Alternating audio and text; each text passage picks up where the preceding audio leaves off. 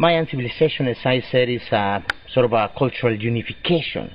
Even some cultures came from the other side of the ocean. Some cultures were here already, like the Olmecs.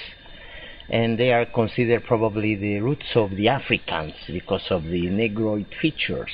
One of the face more beautiful. You can see the lips, the nose, the eyes.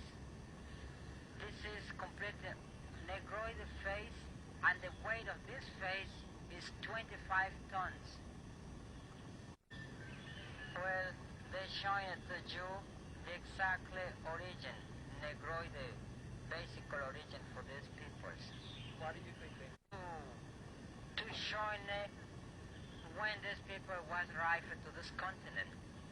They tried to demonstrate when they arrived to America, and that was before Christ. About 1200 years BC was the time when they made these faces. Were these heads the Priest.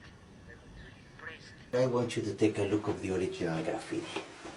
This is a graffiti, original Mayan graffiti of a boat with a Kia right here with 3 sails. Wow. Actually, in order to prove that some of the Mayan cultures came from the other side of the ocean before Cristobal Columbus. What we are seeing here is cultural evidence in order to really know that what we had here, talking about the Mayas, is the encounter of all the cultures of the world. When we talk about the Egyptians, when we talk about the Mayas, actually they even interact. Just like what the Book of Mormon says, the same people built the pyramids of Egypt, same people built these structures, or actually developed the Mayan civilization. But when they are talking about the same people, it could be sometimes in a different time frame, or could be the same. But what we're trying to actually share is the information about that. We're talking about a huge cultural unification. Columbus was the first person to suggest there were Africans in America before him.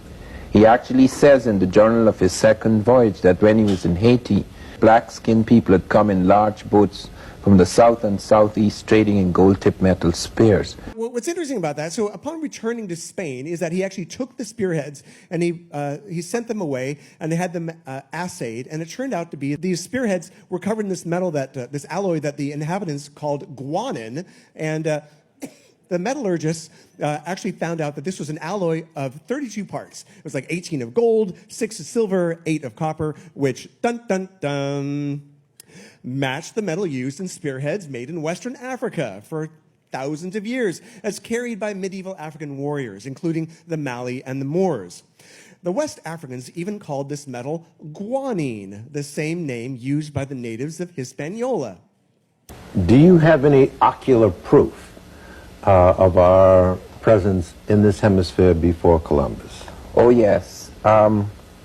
There are many heads of West Africans in the latter period and their earlier heads in the pre-Christian period. Something you can show us that Yes. I can show in terms There's of our one that doesn't deal with the period I've been dealing with, but which is very unusual because it has braids.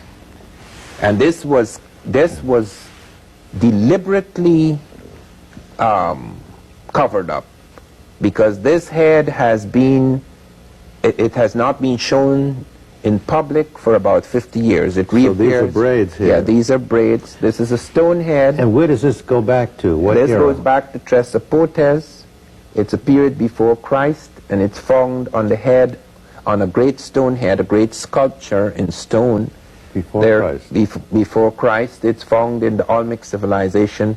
At least a dozen explorers, including Constantine Ravenous, reported seeing blacks upon reaching the New World. In fact, in 1513, Spanish explorer Vasco Núñez de Balboa said he met members of a tribe of Ethiopians in Panama. And according to Balboa's log, these men came from a totally black village that was 2 days' journey away. And he figured that these blacks had come from Ethiopia at a much earlier date. Now, Islamic historian Amir Hajib reported that voyages west from Mali were happening in the year 1311, just 150 years before Columbus.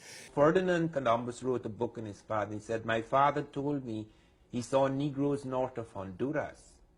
And then I found that Vasco Nunez de Balboa on September 25th in the year 1513, coming down the slopes of Caracua, which is in Darien, which we now call Panama, actually saw two tall black men. 1858 was the discovery at Tres Zapotes of a stone head. Now this is the stone head. This is the first head to be discovered. Now look closely at this head.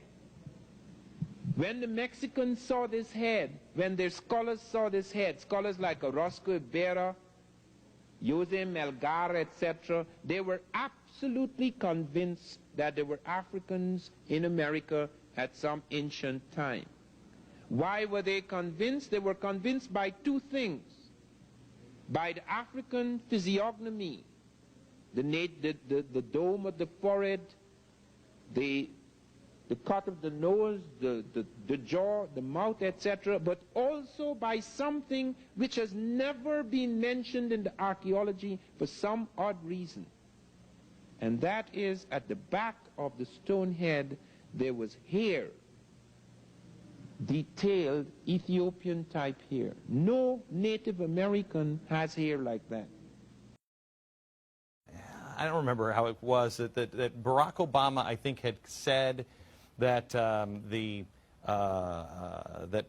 Islam had played a great role at the founding of our nation. And I said, David, I wasn't aware of that. As a student of history, I also know civilization's debt to Islam. It was Islam at places like Uluzar that carried the light of learning through so many centuries, paving the way for Europe's Renaissance and Enlightenment. I also know that Islam has always been a part of America's story. The first nation to recognize my country was Morocco. In signing the Treaty of Tripoli in 1796, our second president, John Adams, wrote, "The United States has in itself no character of enmity against the laws, religion, or tranquility of Muslims."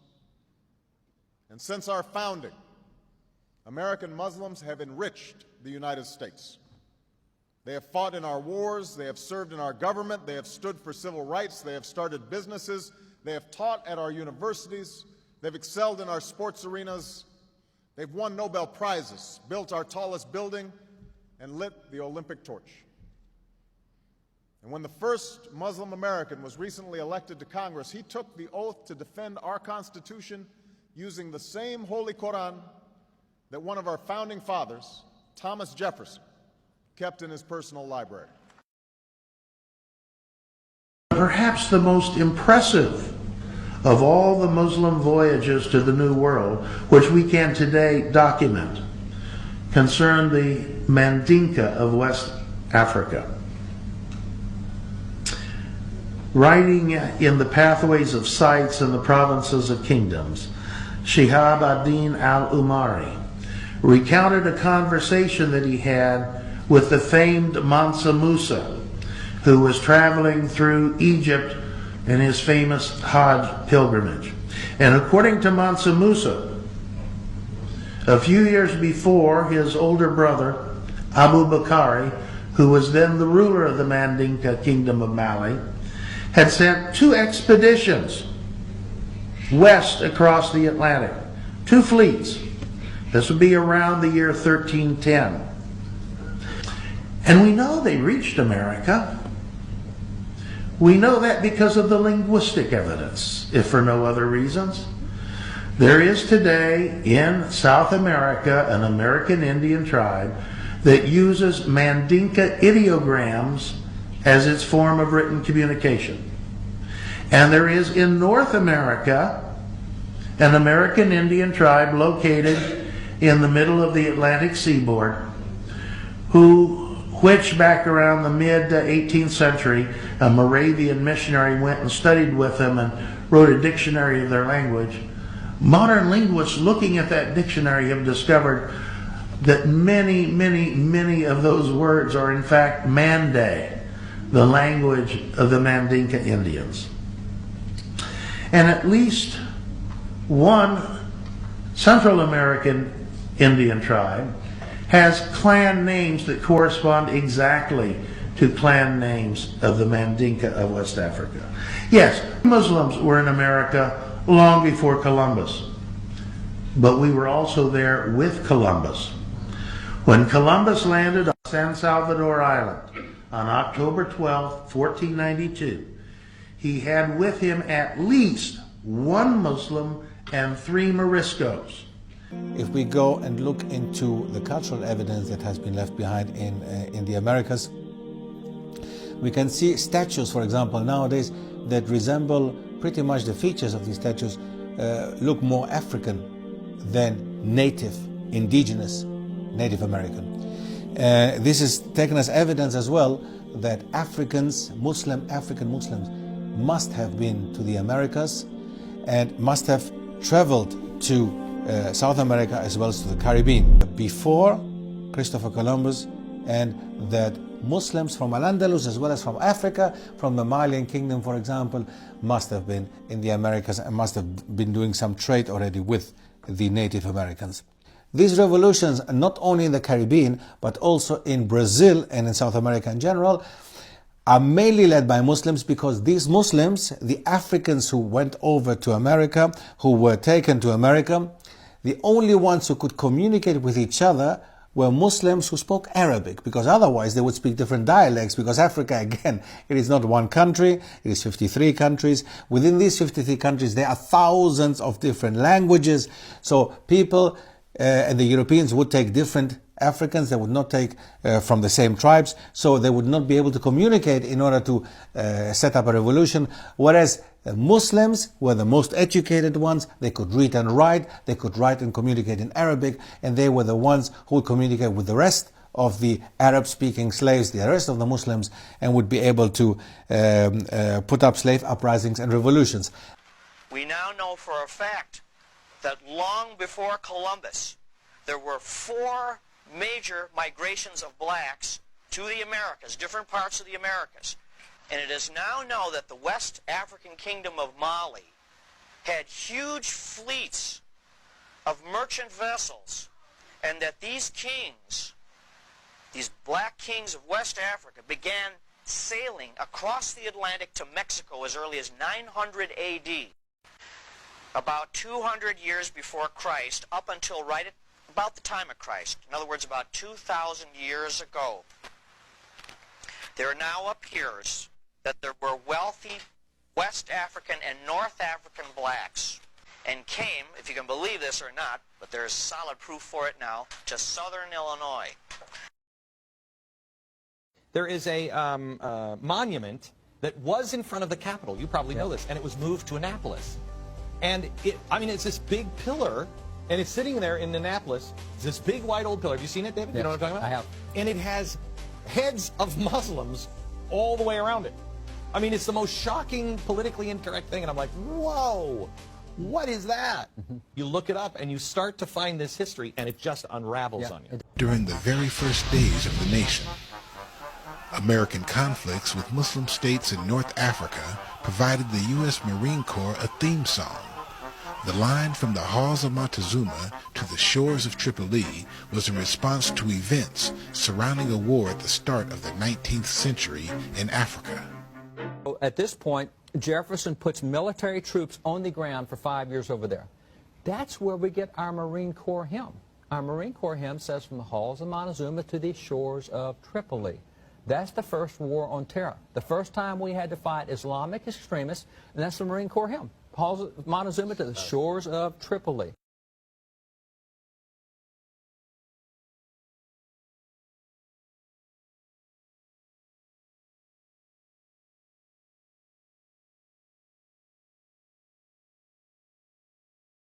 Columbus admitted in his papers that while his ship was sailing near Jabara on the northeast coast of Cuba, he saw a mosque on the top of a beautiful mountain. He told his son of a tribe of Muslim natives known as Al-Mami. In Mandinka and Arabic languages, Al-Mami was the designation of Al-Imam, the person who leads the prayer. There is extensive evidence that supports the idea of African Muslim contact with early Native Americans. They spread their language and exchanged products, leaving evidence of their encounters with the people of the New World.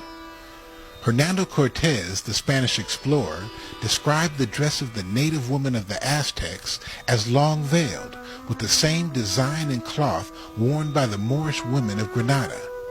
He wrote of handkerchiefs, headdresses, and loincloths that resembled the cloth that West African Muslims exported into Morocco, Spain, and Portugal.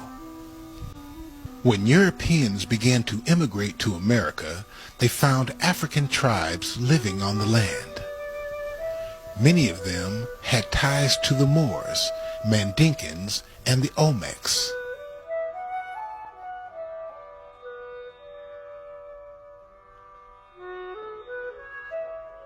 About it with regard to UNESCO General History of Africa, that people from what was then the Mali Empire took off in order to cross the Atlantic. In Volume 8 of the UNESCO General History of Africa, of which I was editor, and one of the chapters included that discussion whether there were black sailors who crossed the Atlantic before Columbus. A lot of motherfuckers can't handle the truth. I give it to them anyway.